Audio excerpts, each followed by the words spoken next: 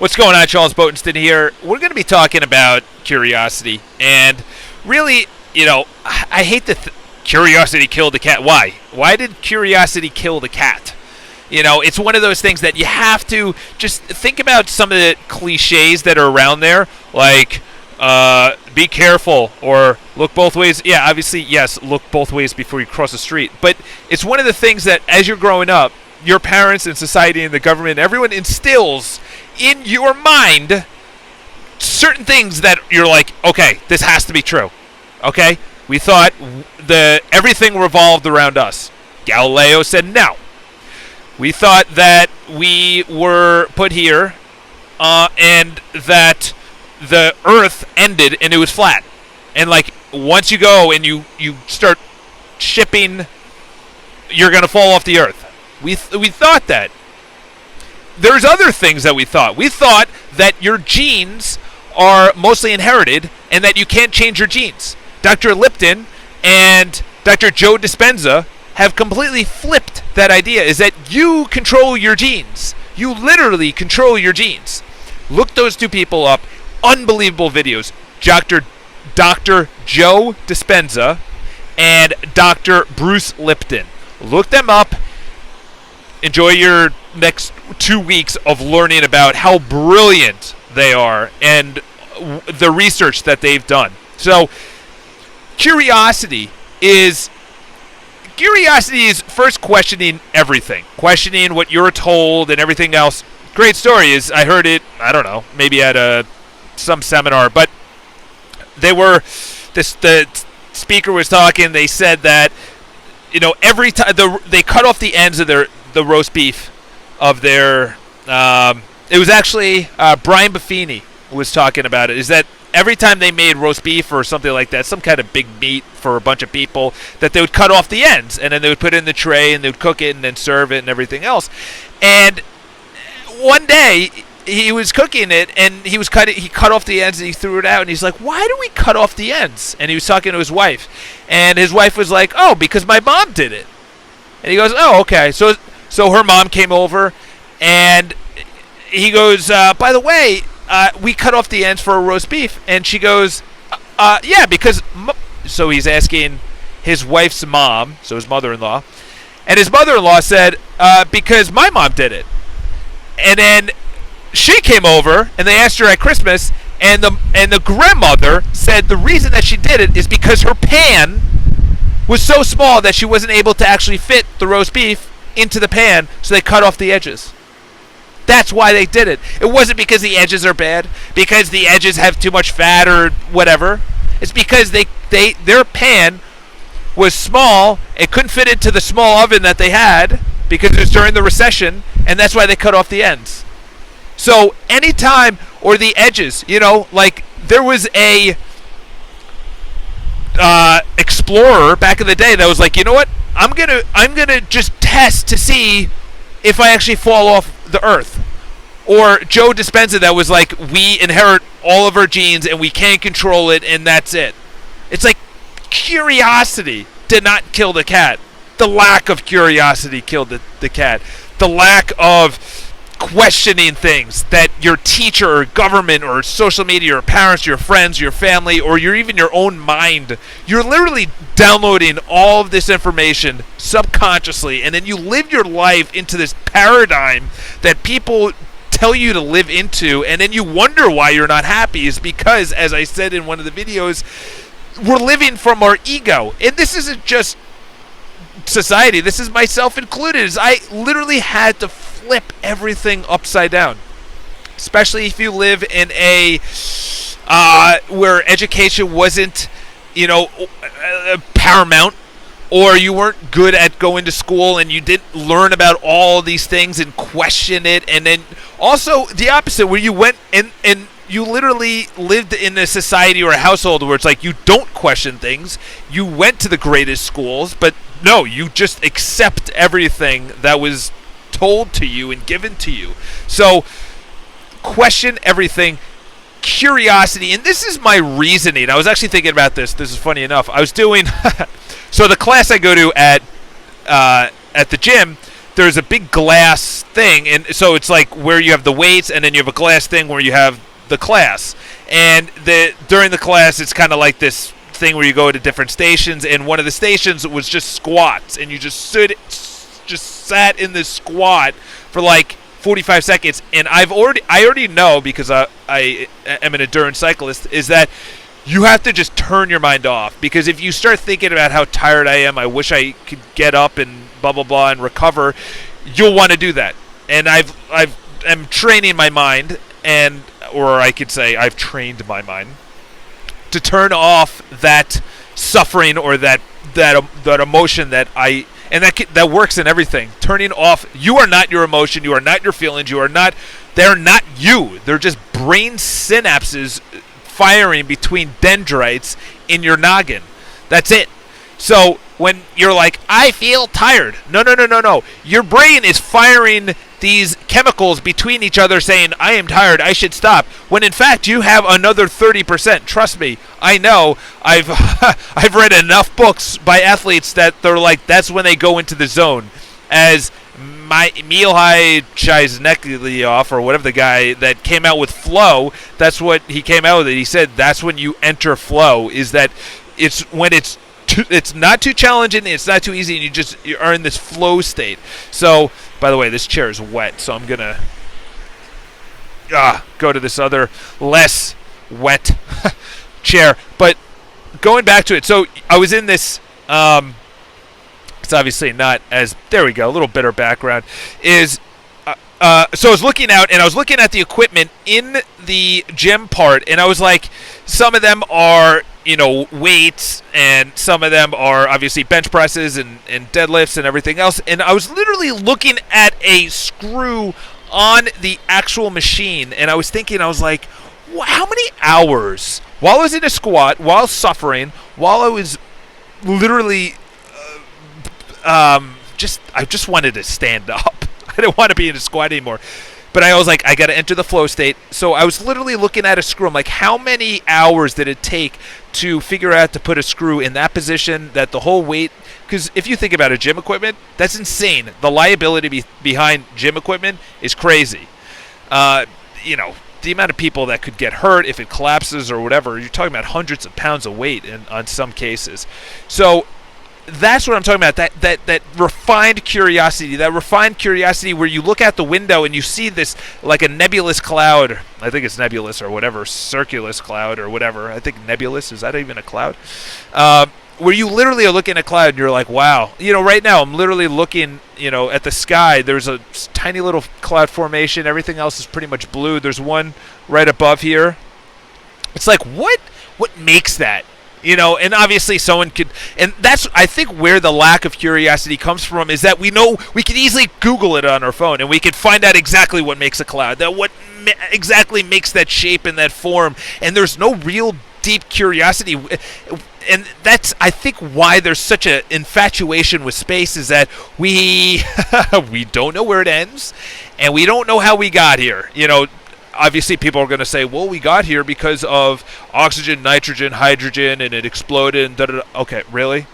Okay, perfect. Okay, no, that's how we got here. Fantastic. And then the Big Boom, or the Big Bang. Big Boom. What could be the Big Boom? The Big Bang Theory and everything else. And then we're talking about, is it rapidly, the universe rapidly expanding or decreasing inside? Are we shrinking? We have no idea how far it goes. Like, and then once we go to the end, like, what's on the other end of that? Like, how can it just go forever? Start thinking about that. And I know this is the reason we don't want to have curiosity towards that, is because we want to be right, or at the very least, we don't want to look wrong or incorrect. And one of the biggest things is that that's our ego talking. And I know right now you're like, well, Charles, you're an idiot. It goes to this far, and we've already figured it out and everything else. It's like, fine, okay, great. You're better than me. You're smarter than me. But have the curiosity. We don't want to look bad. We don't want to look like we know. Like, we want to look like we know everything. Like, are you kidding me? You know how much stuff I don't know? You know how vulnerable sometimes I'm on this? I have clients that look at this. I have friends that look at this. I have family that looks at this. It's like, I think that's why I really like this. This is a passion. I don't make any money from this. Actually, I'm losing money because time is money, and I also have a website that I pay for.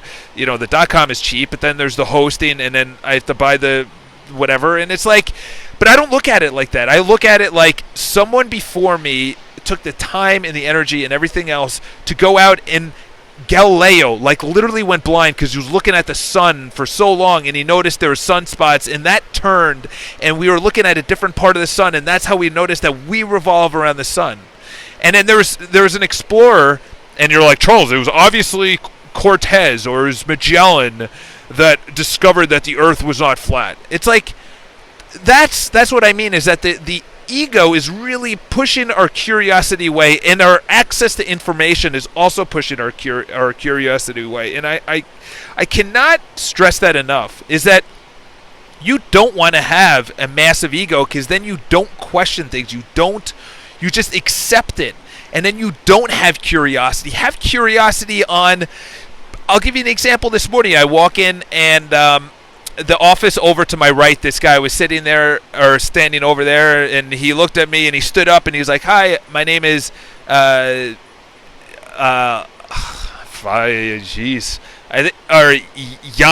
I think his name was, or Jaime, or something like that. I think it was Jaime or something. And you could hear he's an accent and everything else. And literally for 45 seconds, I was like, Jaime? You know, I was saying it wrong, but I had the curiosity. And he goes, yeah, it's James in Spanish. He's from Mexico. And we started talking. I was like, oh, my God, I just came back from Mexico. We started going back and forth. And you know what? He was telling me the most interesting stories. You know, the curiosity. So, you know, there's two things behind that. Obviously, you know, Mexico with Donald Trump and everything else. I'm not going to go into that. But, you know, people are like, you know, build a wall and everything else. You know, I have no opinion on that. Build it or not, I don't really do whatever you want. But what I'm saying is that if you truly accept what Donald's saying, and you're like, you know what, I'm going to cut it off. And then once you hear the guy say, yeah, I'm from Mexico, say you completely accepted that, you wouldn't have the curiosity to ask questions. And it's nothing political at all. And then the second thing is, I got into such a deep conversation with him that we may actually do business with each other. And he gave me two places. The Deep Blue Hole in Belize to go, because I told him, I said I want to get open water certified on not skydiving. I do want to do that as well. Not skydiving, but skydiving instructor, in other words, get licensed, but open water certified in scuba diving. And he was telling me about that. And then this other place in Taiwan, the largest cave that was just discovered in 2010. Imagine if we stopped discovering. It was just discovered in 2010. Well, it was discovered in 2010 by us, but what if there, and I asked him, I said, was there like remnants of humans being there before? And he goes, no. He was the first Mexican to ever be in the cave. And they now, because it's government regulated in Taiwan, I think or Vietnam. It's in Vietnam. And it's the largest cave. And it was ridiculous. They have stalagmites, I think they're called, where it drips down, and then they're built up over time. Stalagmites.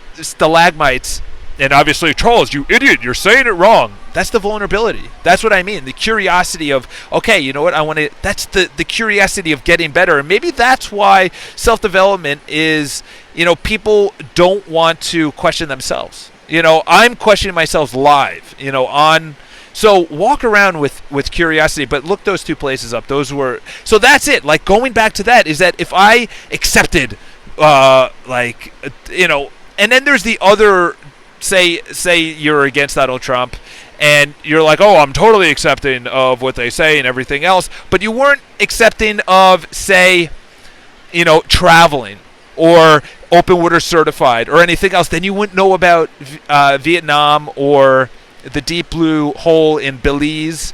And it was truly, I literally walk around in wonderment. You could see in my eyes, like, I literally, truly, the smallest things, a little screw on a machine that people use to do bench presses, that I use to do bench presses. How many where it wasn't an inch below or an inch above, or it's, so walk around with curiosity. And like I said, the two reasons that we're really not curious is because we could easily find all the information, like the clouds. You're like, this is the thing, is that I think people feel that because someone else figured it out, they don't need to. I think that's very, they can easily look up how clouds are formed or thunderstorms or tornadoes or whatever. That's why when someone is truly deep into a subject or an industry or something like that, and they become a specialist, that they become so curious that they chase the tornadoes. They want to get things inside the tornadoes to find out the velocity and just, they just have that deep inner. But if you don't have that, that's where the passion comes from. And you're like, Charles, how do you discover your passion?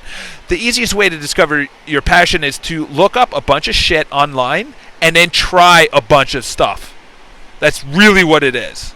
It's really how you find your passion. You can't just look it up and not do it, because then you're like, well, I don't like. Perfect example, I've talked about in previous videos, I've had dozens of jobs: door-to-door sales, telephone sales, marketing, engineering. I caddied. I was a landscaper. I also mowed lawns. I was in financial services. I was a waiter. It's like I tried all those things, and I literally come to my passion because I took the service industry, I took the commission of caddying, and I also took the building aspect of a business within real estate. And that's why I'm passionate about it, and I love it, because I did a bunch of shit and I figured it out. So have the curiosity. Don't be too good. All right? Don't be, I just Googled it. I know it. I'm better than you. Okay, great. That's fantastic. Great. Now you're going to walk around with not an air of curiosity of how a massive building like that can just literally exist, where thousands of people work within it. Like, it pushes against the earth, and you're like, well, it's bedrock, Charles. You're in Manhattan. It's bedrock. But then there's a point where we're building so much, like, does the bedrock then go lower? Because it's not just, unless it is all the way, and they say, like, there's fire in the middle, or lava, or gas, or it's empty in the middle. Like, what is the core?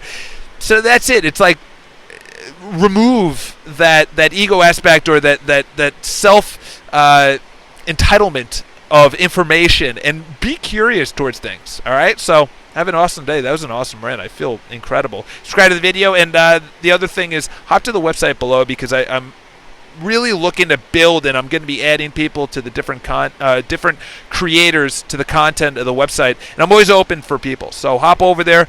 Everyone's an author immediately, so you can post blogs. I obviously have to say yes to it, so it's not like, come to my website and you get 10%, So have an awesome day. Subscribe to the video. Talk to you guys.